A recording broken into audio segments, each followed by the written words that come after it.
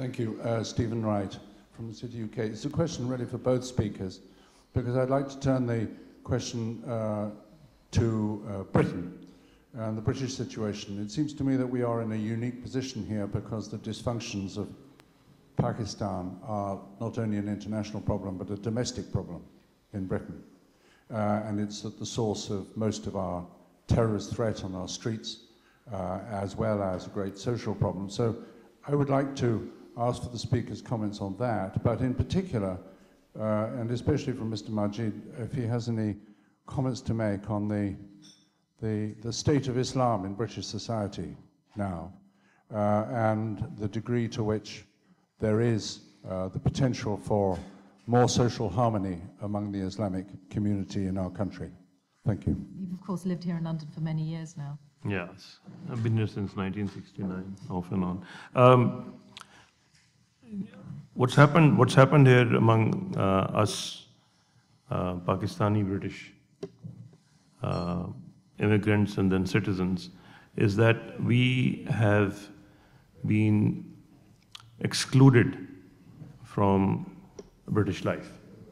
And that is not only because the way we came in as unskilled labor in the 50s, with our own priests and mullahs, and with our own ghettos. What the biggest problem is that there has been no serious attempt to include the Pakistani British into mainstream. They're just at voting time, they're alive. Otherwise, they're left to their own devices. And we are seeing what those devices are today. So, and you think that is a failure on the part of successive British governments? Absolutely. Absolutely. I mean, the successive British governments have had policies of multiculturalism and attempts at inclusion. If you leave me with my culture that I brought, which instead of growing and becoming more enlightened and more educated, is in fact reneged from whatever we have to offer or we have to gather from this society.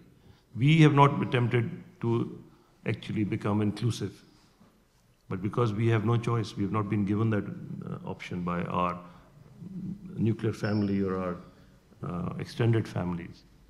But the British society itself has not done anything also.